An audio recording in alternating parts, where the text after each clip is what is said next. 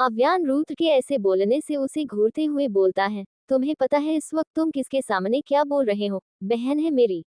मेरी ही बहन को प्रेग्नेंट करने की धमकी दे रहे हो मुझे? रुद्र तुरंत ही बोलता है, मैं कोई धमकी नहीं दे रहा, करके भी दिखाऊंगा। अव्यान उसे बुरी तरह से घूरने लगता है। रुद्र एक नजर अव्यान को देखता है, फिर उठकर एकदम से अव्यान के गले लग जाता है। रुद्र के अचानक इस एक्शन को अव्यान बहुत अच्छे से समझ चुका था। वह रुद्र के पीठ पर हाथ रखता है। रुद्र सामने देखते हुए बिना एक्सप्रेशन के कहता है, I want a family. Avyan शांत सा रुद्र के गले लगे रहता है। रात के करीब 10 बजे अव्यान घर पहुंचता है। वह अपने कमरे की ओर बढ़ने लगता है। वहीं सहस्त्रा कबर्ड में कुछ खोजने की कोशिश कर रही थी। वह खोज ही रही थी कि उसे एक फाइल मिलती है। सहस्त्रा फाइल को खोलकर देखती है। फाइल को देखते ही उसके चेहरे संतुष्टि आ जाती है। लेकिन जैसे ही उसे किसी के आने की आहट आती है, सहस्त्रा परेशानी से हड़बड़ाते हुए उस फाइल को अपने कपड़े के अंदर छिपा देती है। जल्दी से बेड पर जाकर लेट जाती है और अपनी आंखें बंद कर लेती है। उसकी आंखें बंद होते ही दरवाजा खुलता है और अव्यान अंदर आता है। अव्यान पहले वॉशरूम जाकर ड्रेस चेंज करता है, फिर बेड पर जाकर बैठ जाता है। सहस्त्रा इस वक्त गहरी नींद में सोने का नाटक कर रही थी। अव्यान अपने फोन में कुछ मिनट लगा रहता है, फिर फोन साइड में रखकर सहस्त्रा को देखता है। सहस्त्रा की आंखें शांति से बंद थी। अव्यान कुछ पल उसके चेहरे को देखकर बेड पर लेटता है। अव्यान अब उसके करीब जाकर उसके कमर को पकड़कर अपने करीब कर लेता है। एकदम से सहस्त्रा की सांसें तेज हो जाती हैं। वह अपनी आंखें कसकर मीच लेती है। अव्यान धीरे धीरे सहस्त्रा के कमर को सहलाते हुए पीठ की ओर हाथ ले जाने लगता है। सहस्त्रा गहरी गहरी सांस लेने लगती है, जिससे उसकी ब्रेस्ट ऊपर नीचे होने लगती है। अव्यान समझ चुका था कि सहस्त्रा सोई नहीं है। वह सहस्त्रा के पीठ से होकर ब्लाउज के अंदर हाथ डालता है। सहस्त्रा की तो सांसें ही रुक जाती हैं। वह झट से अपनी आंखें खोलकर अव्यान को धक्का देकर बेड से उठ जाती है और लंबी लंबी सांसें लेते हुए अव्यान को देखने लगती है। अव्यान अब भी सीरियस एक्सप्रेशन में था। अव्यान वैसा ही लेटा सहस्त्रा को देखने लगता है। सहस्त्रा अपनी सांसें संभालने के बाद कहती है, देखिए आप मुझे ऐसे छू नहीं सकते।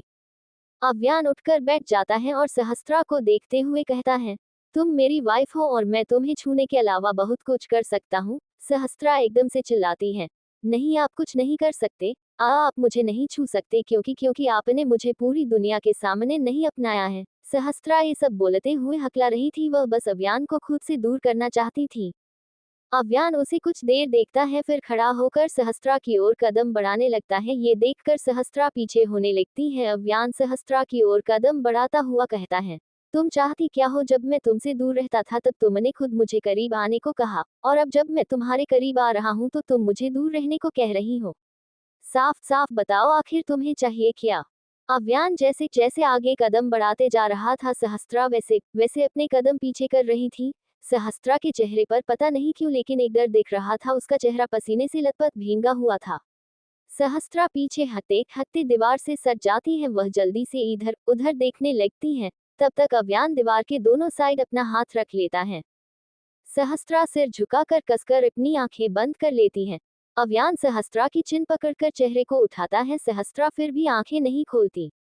अव्यान झुककर सहस्त्रा के चिन पर धीरे से बाइट करता है। सहस्त्रा अपनी मुट्ठी कसकर बंद कर लेती है। अव्यान अब उसके चिन पर अपनी जीभ फिराने लगता है। सहस्त्रा का पूरा शरीर गर्म होने लगता है। सहस्त्रा दीवार में पूरी तरह से सट चुकी थी। अव्यान अब सहस्त्रा के गर्दन पर आकर उसे किस करने लगता है। सहस्त्रा के बंद आंखों से अब आंसू बहने लगती हैं। वह अव्यान को दूर करना चाहती थी पर उसकी हिम्मत नहीं हो रही थी। अव्यान गर्दन से होकर उसके येलो को बाइट करके कहता है, कब तक इंतजार कराओगी सजनी? बोलते ही अव्यान दीवार से हाथ हटा लेता है। सहस्त्रा तुरंत अव्यान से नजरें घुमाए वॉशरूम की ओर जाने लगती है। अव्यान सहस्त्रा का हाथ पकड़ लेता है तो सहस्त्रा एकदम से कांप जाती है। अव्यान सहस्त्रा की पीठ को कुछ पल देखता है, फिर उसका हाथ छोड़ देता है। सहस्त्रा जल्दी से वॉशरूम के अंदर जाती है और दरवाजे को लॉक करके शोवर को ऑन करती है। फिर नीचे बैठकर रोने लगती है। शोवर के पानी के साथ उसके आंसू में साथ मिलकर बहने लगती है। उसके अंदर किस बात का दर्द था, किस बात का दुख था, ये तो उसे ही पता था। अव्यान वॉशरूम के दरवाजे को कुछ पल देखता है, फिर अचानक ही दीवार पर जोर से पंच करता है। मजबूत दीवार पर वह जैसे ही मारता है उसके हाथों से खून बहना शुरू हो जाते हैं, पर इससे अव्यान को जरा भी फर्क नहीं पड़ रहा था। अगली सुबह सब डाइनिंग टेबल पर बैठे थे। अव्यान खाते हुए फोन चैट कर रहा था। तभी काव्या तुरंत उससे फोन लेकर कहती है, आराम से नाश्ता कर लीजिए न, आपका काम कहीं भागा नहीं जा रहा। बोलते ही वह अपने पास फोन रख लेती है। अव्यान एक नजर काव्या को देखता है, फिर चुपचाप अपना नाश्ता करने लगता है। आव्या नाश्ता खत्म होते ही उठकर कहती है, मेरा हो गया। अंश चलो मुझे हॉस्पिटल छोड़ दो। काव्या ध्रुवंश की प्लेट को देखती है जिस पर नाश्ता खत्म नहीं हुआ था, इसलिए वह आव्या को देखकर कहती है, पहले नाश्ता तो करने दीजिए। आव्या जल्दी से कहती है, नो मम्मा, बहुत इम्पोर्टेंट है। बोलते ही वह ध्रुवंश का हाथ पकड़कर खींचते हुए ले जाती है। काव्या उसे जाते हुए देखकर कहती है, ये लड़की कभी नहीं सुधरने वाली, हमेशा अपनी जिद पर रहती है। श्रेष्ठा ध्रुवंश के खाने को खुद लेती है और खाते हुए कहती है, इम्पोर्टेंट होगा ना काव्या, वरना प्रिंसेस ऐसा नहीं करती। श्रेष्ठा को आव्या की साइड बोलता देखकर काव्या श्रेष्ठा को घूरकर कहती है, तुम्हारा बेटा भूखा रह गया, ये तुम्हें फिर नहीं है। श्रेष्ठा इस पर ना में सिर हिला देती है। आदित्य भी अब उठता है और फोन में देखते हुए कहता है, वाइफी, आज रात आने में थोड़ा लेट हो जाएगा तो वेट मत करना। काव्या आदित्य को घूरते हुए कहती है, जब आप नहीं रहते तो मुझे नींद नहीं आती, ये आपको अच्छे से पता है। आदित्य ठीक है, वेट कर लेना बोलकर चला जाता है। काव्या आदित्य को अजीब नजरों से देखती है क्योंकि आदित्य अजीब रिएक्ट कर रहा था। ध्रुव उठकर श्रेष्ठा के गाल पर किस करता है और बाय बोलकर चला जाता है। अव्यान नाश्ता खत्म होते ही उठते हुए सहस्त्रा के कान में धीरे से कहता है, कमरे में आओ। बोलते ही अव्यान काव्या के पास से फोन लेकर कमरे में चला जाता है। सहस्त्रा अव्यान को जाता हुआ देखती है, फिर कुछ सोचते हुए जल्दी से नाश्ता खत्म करके ऊपर कमरे की ओर बढ़ जाती है। सौरभ भी उठकर हॉस्पिटल के लिए निकल जाता है। सहस्त्रा कमरे में जैसे ही पहुंचती है तो देखती है अव्यान बेड पर बैठकर उसका ही इंतजार कर रहा था। सहस्त्रा जाकर थोड़ा दूर खड़ी हो जाती है। अव्यान सिर उठाकर उसे देखता है। अव्यान खड़ा होकर सहस्त्रा के पास जाता है और उसके चेहरे को देखते हुए कहता है, मैं पटना जा रहा हूँ, कल वापस आऊंगा। बोलते ही अव्यान झुककर सहस्त्रा के माथे पर किस करता है। सहस्त्रा की आंखें अपने आप बंद हो जाती हैं। अव्यान उसके बंद आंखों को देखते हुए कहता है, अपना ख्याल रखना। सहस्त्रा अपनी आंखें खोलकर अव्यान को अपनी प्यार भरी नजरों से देखने लगती है। अव्यान कुछ पल सहस्त्रा की आंखों में देखता है, फिर कमरे से निकल जाता है। सहस्त्रा के आंखों में अव्यान के जाने से एक तड़प उठती है, पर वह वैसी की वैसी ही खड़ी रह जाती है। उधर ध्रुवंश कार चला रहा था और आव्या उसे अपने टिफिन में से ब्रेकफास्ट खिला रही थी। ध्रुवंश खाते हुए कहता है, अब बस भी करो ट्यूलिप, तुम लंच में क्या खाओगी। आव्या फिर से ध्रुवंश को खिलाते हुए कहती है, मैं खा लूंगी ना, तुम चुपचाप ब्रेकफास्ट करो। ऐसे ही कार चलती रहती है और आव्या ध्रुवंश को खिलाते रहती है। कार हॉस्पिटल के बाहर रुकती है। आव्या ध्रुवंश को बाय बोलकर अंदर चली जाती है। आव्या के जाते ही ध्रुवंश भी चला जाता है। आव्या अपने केबिन में पहुंचती है, तभी एक डॉक्टर आकर कहता है, डॉक्टर आव्या, मुझे थोड़ा काम है, क्या आप मेरे एक पेशेंट को देख सकती हैं। आव्या सिर हिलाकर कहती है, शो। बोलते ही आव्या उठती है, अपने केबिन से बाहर निकलकर वह उस डॉक्टर के केबिन में जाती है। आव्या केबिन में जाकर देखती है तो एक बच्ची बेड पर बैठी हुई थी, उसके घुटनों और सिर से खून बह रहा था। ये देखकर आव्या जल्दी से आगे बढ़ जाती है। कॉटन लेकर वह उसके खून को साफ करते हुए पूछती है, ये चोट कैसे लगी आपको। वह बच्ची थोड़े दर्द में कहती है, मैं रोड क्रॉस करने की कोशिश कर रही थी तो एक कार बहुत तेजी से मेरे तरफ आ रही थी, मैंने जब देखा तो डर से रुक गई, तो अंकल ने मुझे बचाया, इससे मुझे हल्का चोट लग गई।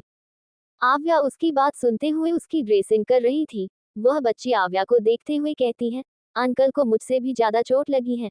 आव्या सिर उठाकर उसे देखते हुए कहती है, कहाँ है आपके अंकल। वह बच्ची आव्या का सवाल सुने को और अपनी उंगली से इशारा करती है। आव्या पीछे मुड़कर देखती है तो पीछे रुद्र स्टूल पर बैठा था और अपने फोन देख रहा था। रुद्र को देखकर आव्या के आंखों के सामने फिर एक बार वही मंजर छा जाता है, जिससे वह थोड़ा कांप जाती है, पर खुद को संभाल कर वह उस बच्ची की पूरी तरह से ड्रेसिंग करती है। वह बच्ची अपना ड्रेसिंग देखते हुए कहती है, डॉक्टर आंटी, अंकल को भी चोट लगी है, उन्हें भी पट्टी कर दीजिए। आव्या अब सोच में पड़ जाती है, लेकिन वह उस नन्ही सी बच्ची का दिल नहीं दुखा सकती थी, इसलिए वह बहुत धीरे कदमों से रुद्र की ओर बढ़ती है। आव्या उसके पास जाकर देखती है, रुद्र के पैर से खून बह रहा था, लेकिन पेंट की वजह से वह दिख नहीं रहा था। रुद्र ने आव्या के करीब आने पर भी उस पर बिल्कुल ध्यान नहीं दिया था, जिसे रुद्र आव्या को जानता ही न हो। आज फिर एक बार दोनों की कहानी उसी तरह से शुरू हो रही थी जैसे पहले शुरू हुई थी।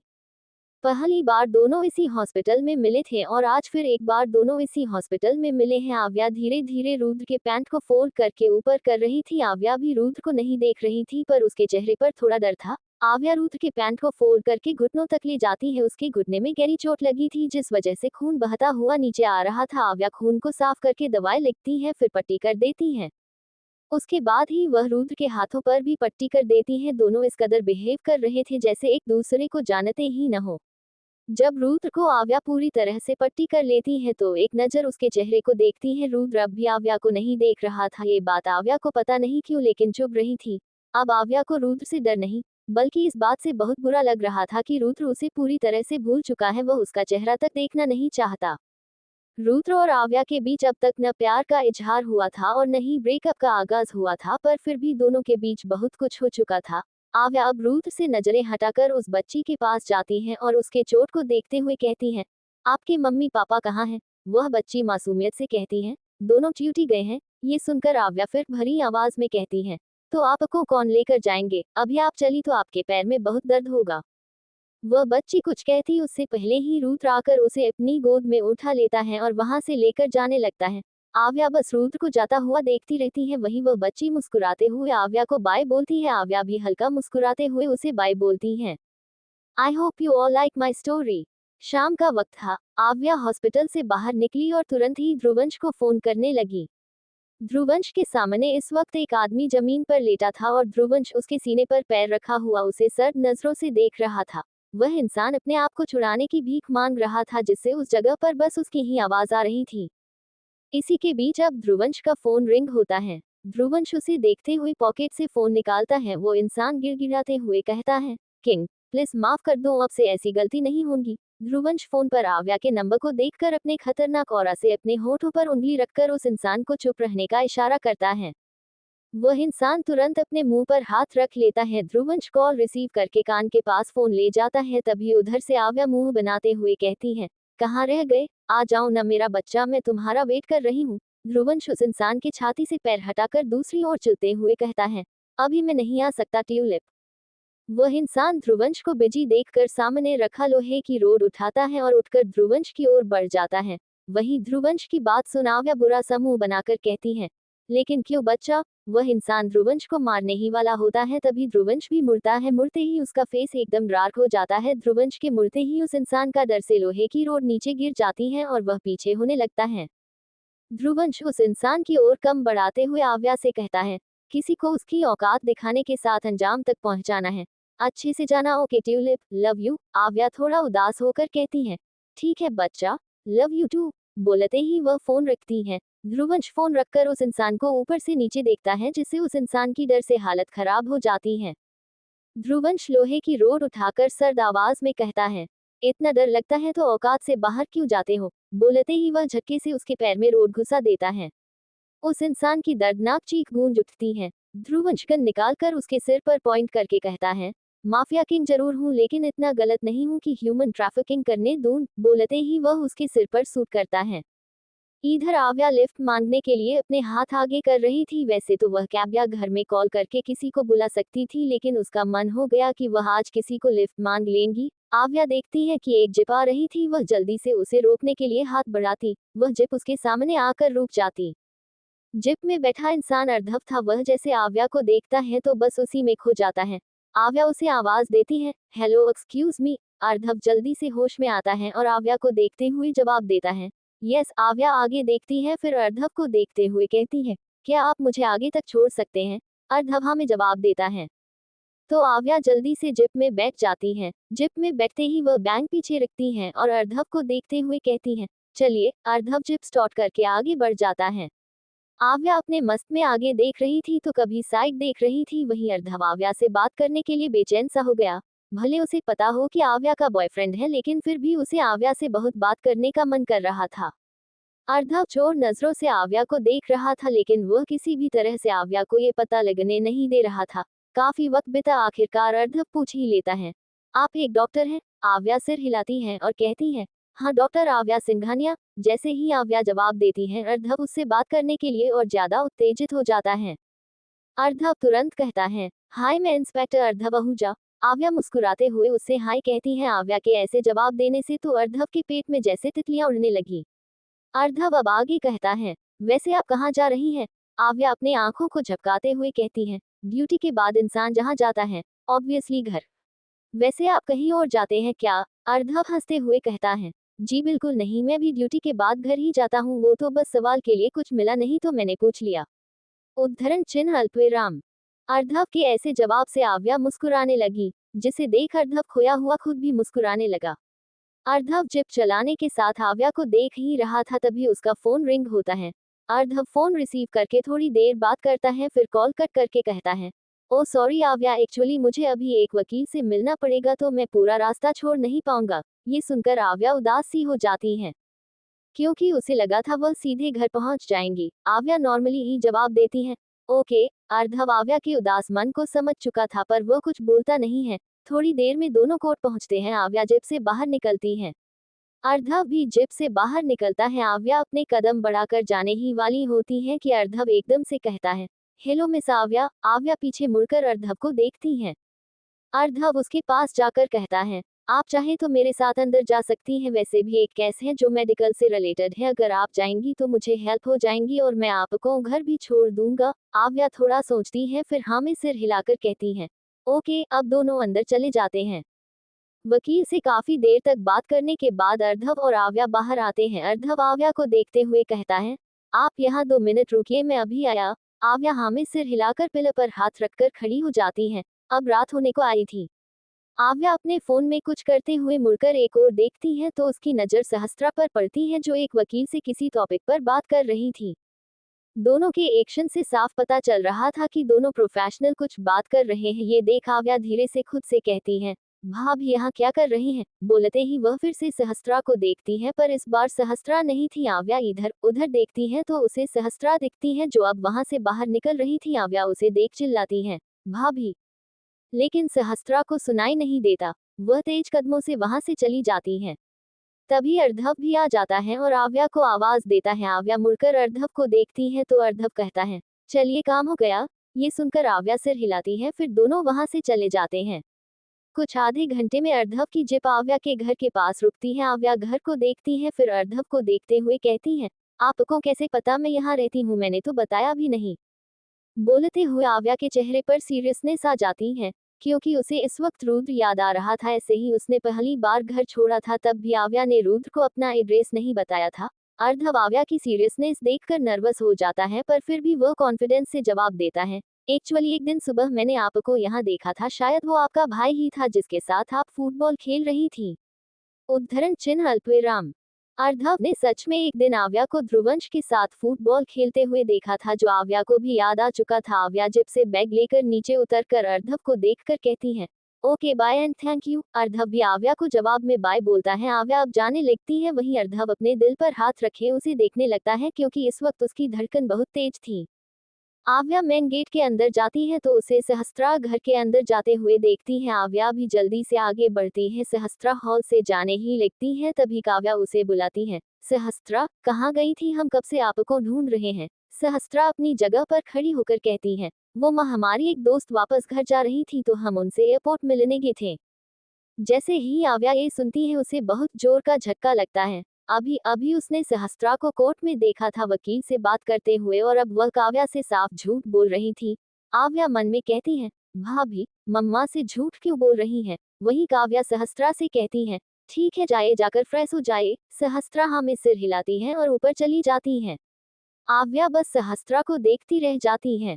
सुनसान सी सड़क में कयारा अपने एक हाथ में बियर की बोतल लिए लड़खड़ाते हुए चल रही थी। उसके चलने की ढंग से ही पता चल रहा था कि उसने पी रखी है। कयारा लड़खड़ाकर चलते हुए गा रही थी, थोड़ी सी तो पी ली है, चोरी भी कर ली है। वह बस इन लाइनों को बार बार गा रही थी। ध्रुवंश जो कार ड्राइव कर रहा था, उसकी नजर उसकी ओर ही आती कयारा पर पड़ती है। ध्रुवंश को उसके गाने की आवाज भी सुनाई दे रही थी। ध्रुवंश कार रोकता है। कार से बाहर निकलकर वह खड़ा होकर कयारा को देखने लगता है। आज भी उसने शॉर्ट जीन्स के साथ टॉप पहनी थी, उसकी गोरी थाई साफ दिख रही थी।